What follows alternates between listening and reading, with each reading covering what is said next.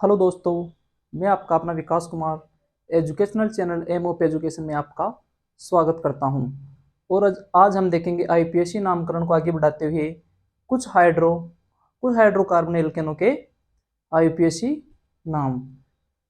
और कल हमने आईपीएससी नामकरण से संबंधित आपको कुछ रूल बता दिए थे और उसी को आगे बढ़ाते हुए आज हम देखेंगे हाइड्रोकार्बन एल्केनों के नाम। तो उसके लिए हमें सबसे पहले यह देखना पड़ेगा कि किसी कार्बनिक श्रृंखला के अंदर कार्बन हो, जितने कार्बन हो उनका नामकरण हम किस प्रकार से करेंगे। तो आप एक बार ध्यान से देखना।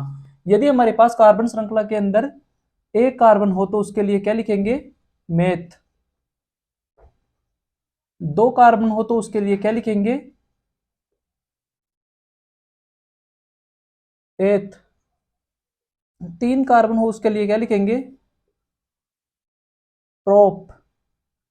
चार कार्बन हो उसके लिए क्या लिखेंगे? ब्यूट। पांच कार्बन हो उसके लिए क्या लिखेंगे? पेंट। छह कार्बन हो उसके लिए क्या लिखेंगे? हेग्स। सात कार्बन हो उसके लिए क्या लिखेंगे? हेप्ट। आठ कार्बन हो उसके लिए क्या लिखेंगे? ओक्ट। नौ कार्बन हो उसके लिए क्या लिखेंगे? नॉन। 10 कार्बन हो उसके लिए क्या लिखेंगे? डेक। 11 कार्बन हो उसके लिए क्या लिखेंगे? अनडेक। मोस्ट ऑफ हमारे पास 11 कार्बन की ही श्रृंखला होगी, तो आप इसे एक बार नोट करो। अब हम कुछ उदाहरण के द्वारा हाइड्रोकार्बन एल्केनों के नाम देखते हैं, तो आप इसे एक बार नोट करो।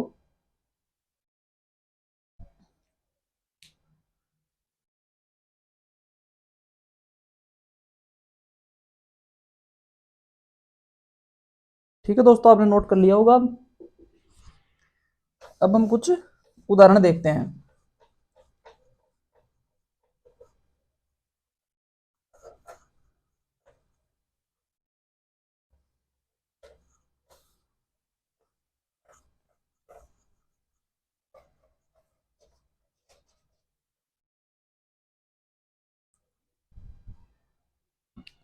अब आप हेडिंग लगा लो, हाइड्रोकार्बन एल्केनो के आईपीएससी नाम।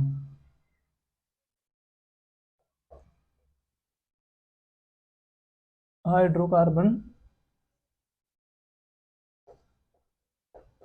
एल्केनो के आईपीएससी नाम। अभी हम एल्केन्स का ही देख रहे हैं, असंतृप्त वालों का बाद में देखेंगे। तो चलो हम उदाहरण स्टार्ट करते हैं।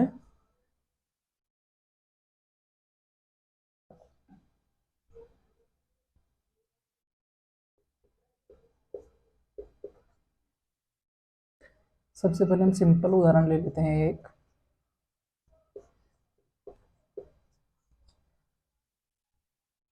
ये हमारे पास 5 कार्बन की एक श्रृंखला है,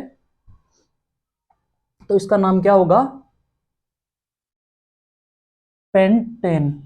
ये एल्केन है तो एन आएगा इसका अनुलग्न, पेंट पेंटेन। अब नेक्स्ट उदाहरण देखना।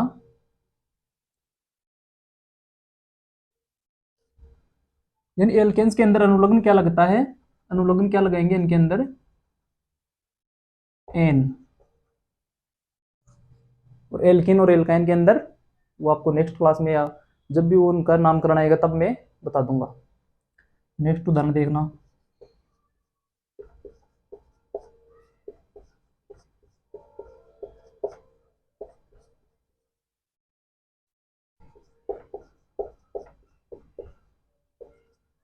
तो अब इनका नामकरण करने के लिए हमें क्या करना पड़ेगा? सबसे पहले तो सबसे लंबी कार्बन श्रृंखला का चयन।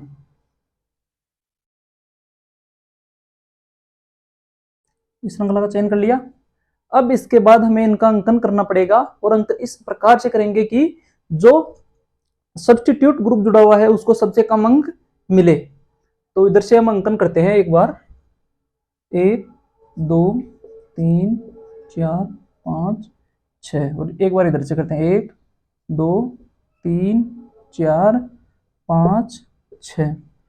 तो हम देख सकते हैं कि इधर से अंकन करने पर सब्स्टिट्यूट ग्रुप को 4 नंबर मिल रहा है, जबकि इधर से अंकन करने पर सब्स्टिट्यूट ग्रुप को 3 नंबर मिल रहा है। तो हम अंकन इस तरफ से करेंगे और अब हम इनका नामकरण करते हैं। इसके अंदर मेथिल सब्स्टिट्यूट ग्रुप जुड़ा हुआ है, एल्काइल ग्रुप जुड़ा हुआ है इसके अंदर, तो इसका नाम क्या होगा? 3 मेथिल और इसके अंदर कितने कार्बन है? 6। तो 6 के लिए क्या क्या जाएगा? हेक्स और एन, यानी इसका नामकरण क्या हो जाएगा? 3 मेथिल हेक्सेन।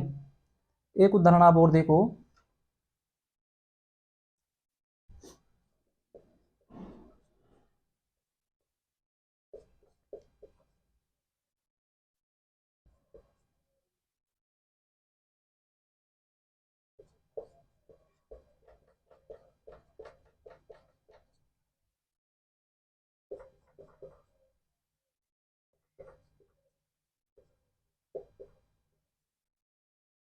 ठीक है, अब हमारे पास ये एग्जांपल है। तो सबसे पहले तो हमें सबसे लंबी कार्बन श्रृंखला का चयन करना पड़ेगा।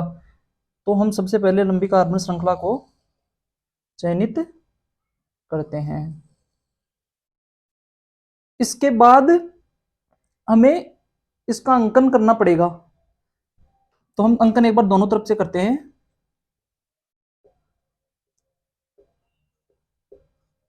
8 8 कार्बन की श्रृंखला है। 1 2 3 4 5 6 7 8। तो अब हम अंकन किस तरफ से करेंगे कि जिस तरफ से प्रतिस्थापी समूह को कम अंक मिले। तो इधर से कर रहे हैं ऊपर से, तो इसको 3 नंबर मिल रहा है, और इधर से कर रहे हैं तो इसको 6 नंबर मिल रहा है। तो इसके हिसाब से तो इस तरफ से अंकन होना चाहिए। और इधर से कर रहे हैं तो इसको 2 नंबर मिल रहा है, और इधर से कर रहे हैं तो इसको 2 नंबर, और इधर से इसको 7 नंबर मिल रहा है। तो इसके हिसाब से इधर से अंकन हो रहा है। तो हम ये देखेंगे कि सबसे कम अंक इधर से मिल रहे हैं। सबसे कम अंक मिल रहे हैं इधर से 2 नंबर पे आ गया, इधर से 6 नंबर पे आ गया। ठीक है, तो हम अंकन इस तरफ से करेंगे।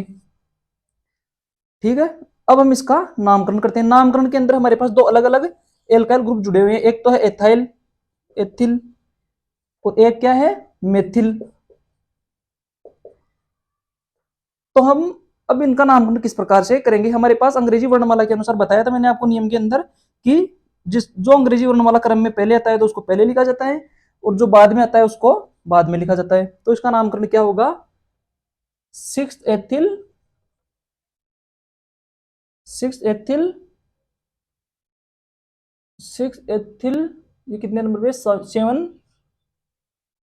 7 8 2 पे, ये 2 नीचे से करेंगे ना, 2 मेथिल, और इसके अंदर कितने कार्बन है? 8 है, तो 8 के लिए क्या जाएगा? Octane. इसका नामकरण क्या हो जाएगा? 6 एथिल 2 मेथिल ऑक्टेन।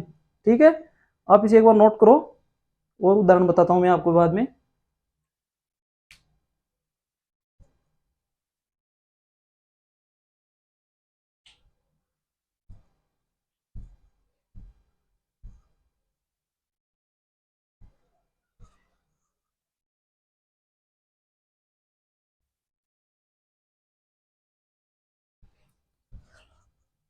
अब हम और उदाहरण देखते हैं एक बार।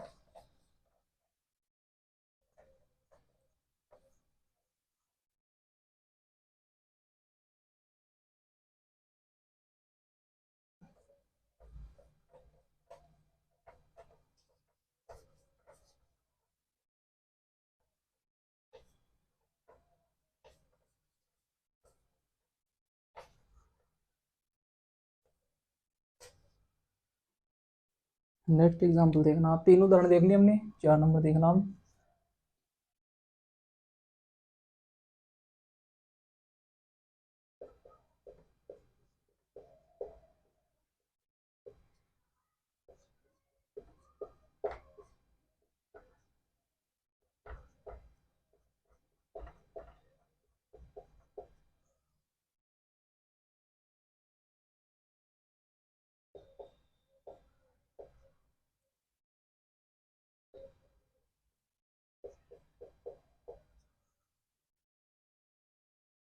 इसको 1 मिनट है।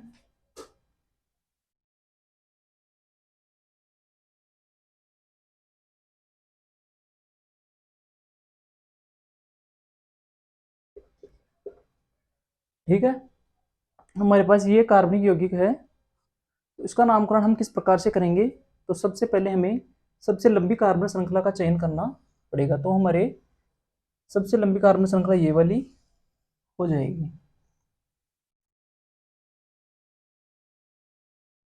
ठीक है, इसके बाद हमें इनका अंकन करना पड़ेगा। तो अंकन मेरे हिसाब से तो इसका एक ही तरफ से होगा, इधर से 1 नंबर, 2, 3, 5, 6, 7, 8, 9, 10 नंबर। ये 10 कार्बन की श्रृंखला का चयन हो गया इसके अंदर। और इसके अंदर सेम ही एल्काइल ग्रुप जुड़े हुए हैं, मेथिल मेथिल एल्काइल ग्रुप जुड़े हुए हैं। तो इसका नामकरण करते हैं। मिथिल एल्काइल समूह कितने कितने नंबर कार्बन पे जुड़े हुए हैं? एक तो है 2 नंबर पे, एक है 3 नंबर पे, 3 पे नहीं है, 4 पे है एक, और 2 है, तो इसलिए क्या आ जाएगा? डाई, फिर मेथिल,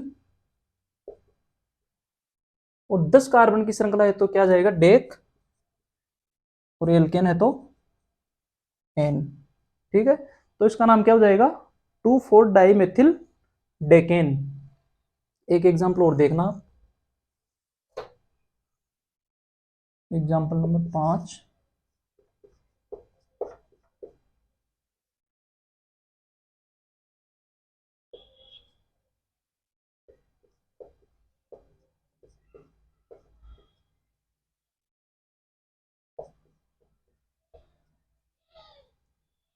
इसको एक बार आप यहीं तक, ठीक है। अब इसका नाम क्या होगा? तो इसके लिए हमें वही कार्बन श्रृंखला का चयन करना है, फिर अंकन करना है, और 2 मेथिल समूह जुड़े हुए हैं 2 नंबर कार्बन पे, तो 2,2 डाई मेथिल, 3 कार्बन है तो प्रोप एन, यानी इसका नामकरण क्या हो जाएगा? 2,2 डाई मेथिल प्रोपेन। एक एग्जाम्पल और देख लो आप, सिंपल सा।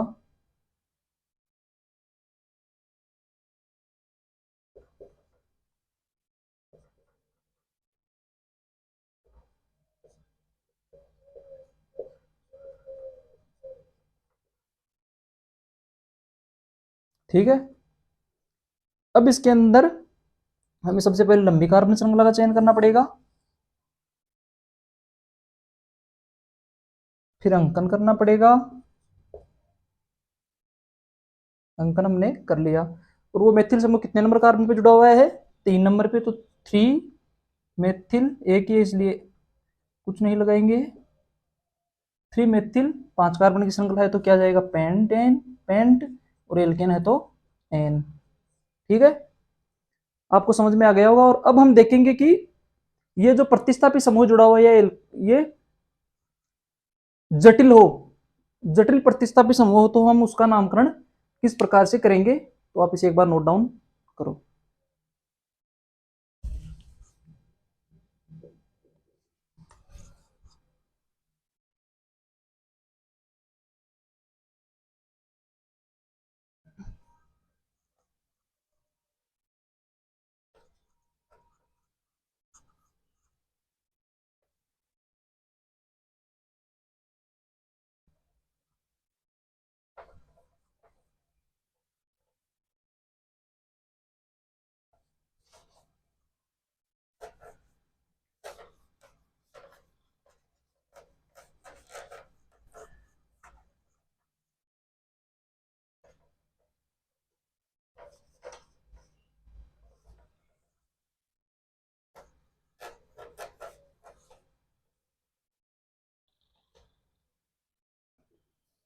अब आप हेडिंग लगाना, जटिल प्रतिस्थापी युक्त एल्केनों के नामकरण। जटिल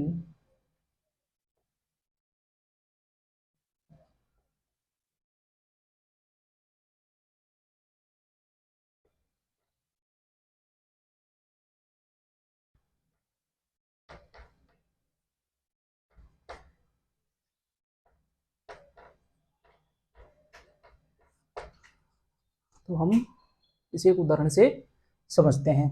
तो एग्जाम्पल लिखना आप 1 नंबर।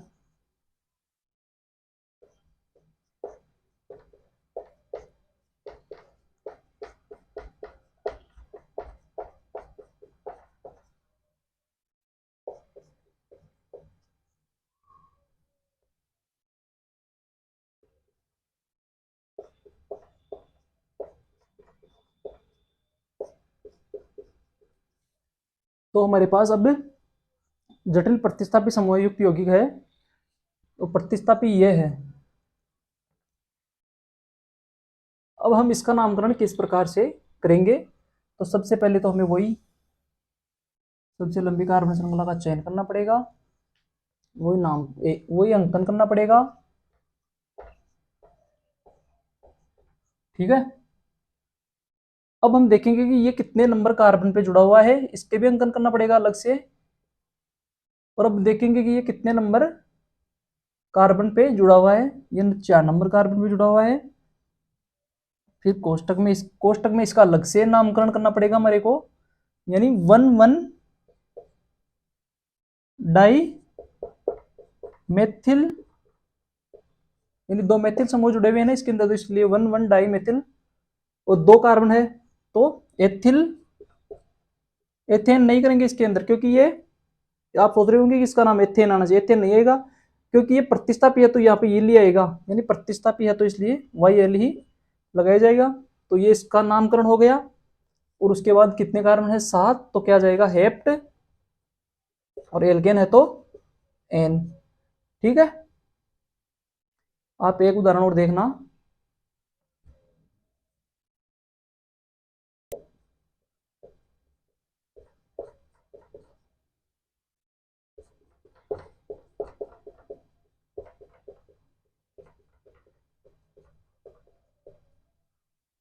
आप एक एग्जाम्पल और देखना।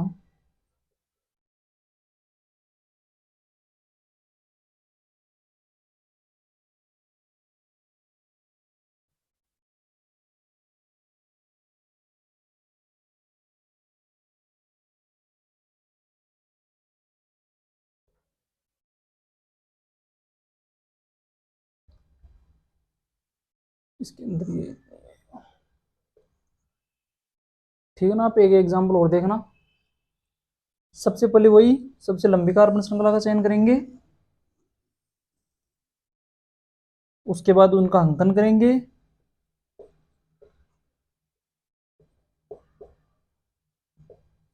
ये 9 कार्बन की चयन हो गई। इसके बाद इस प्रतिस्थापी समूह को देखेंगे, इसके अंदर ये वो श्रृंखला हो गई, और इसका अंकन करेंगे 1 2। इसका नामकरण क्या हो जाएगा? पहले तो 4 नंबर पे जुड़ा हुआ है तो 4, फिर इसका अलग से नामकरण करेंगे 1 मेथिल, 2 कार्बन का है तो इसलिए क्या हो जाएगा? Methyl ethyl. फिर कोष्टक बंद कर देंगे, और फिर 9 कार्बन है तो नॉन नॉन, और एल्केन है तो एल एन। तो इसका नाम क्या हो जाएगा? 4,1 मेथिल एथिल नोनेन। ठीक है। और एग्जांपल बताता हूं मैं आपको, एक बार इसे नोट करो।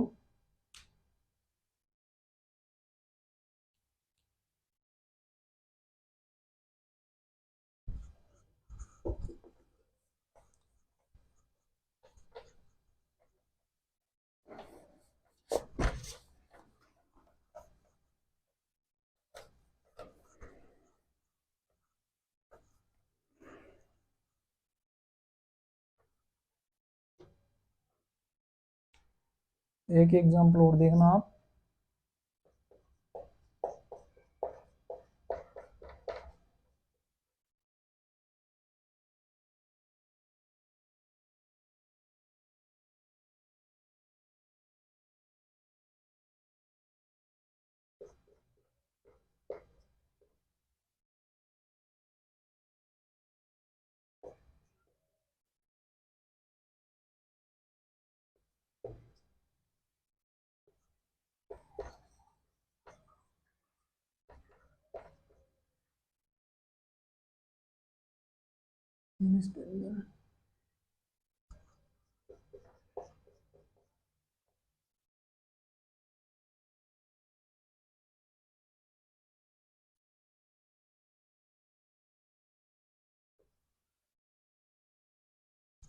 ठीक है।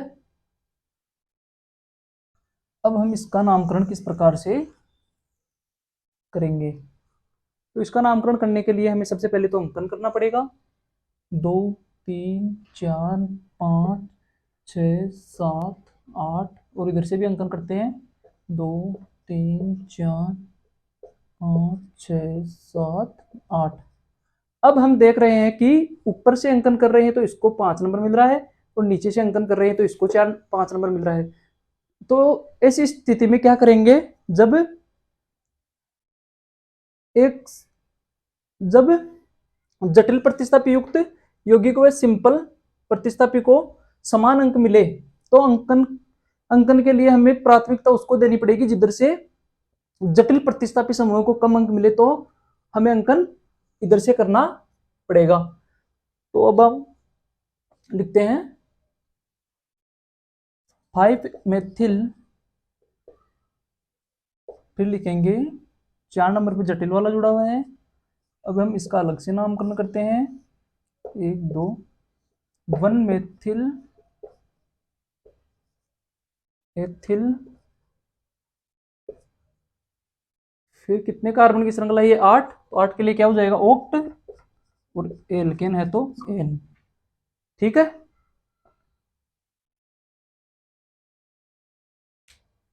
अब एक नोट पॉइंट लिख लेना,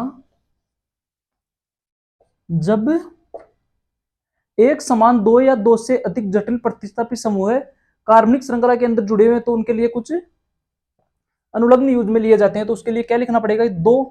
दो समान हो तो, यानी 2 समान जटिल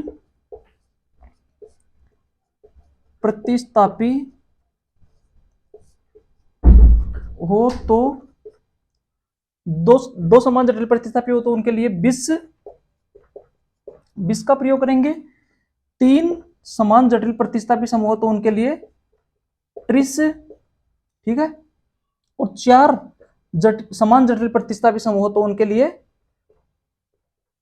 टेट्राकिस का प्रयोग करेंगे। तो इसका भी एक एग्जांपल मैं आपको दे देता हूं।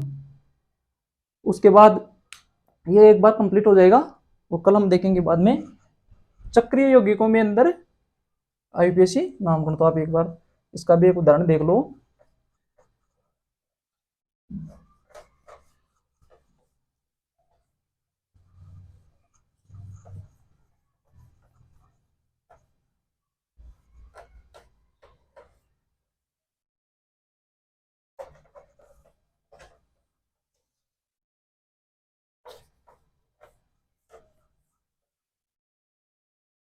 इसका भी उदाहरण देता हूं मैं आपको एक। हमारे पास है CH3 CH2 CH2 CH CH3 CH2 CH2 CH3। इसके बाद आप लिखना CH2 CH, यहाँ पर लिख लेना CH3 CH3 CH2 CH3, ठीक है। और ऊपर भी सेम ही हो जाएगा ये CH CH3, ये C आएगा ना, और वैकेंसी कंप्लीट हो रही है ना इसकी। तो CH3 CH2 CH3, ठीक है। तो इसके अंदर ये ऊपर वाला और दोनों ही समान है। तो इसका नामकरण हम किस प्रकार से करेंगे? तो सबसे पहले तो हमें एक बार इसके अंदर एक कार्बन वो लिख लो आप।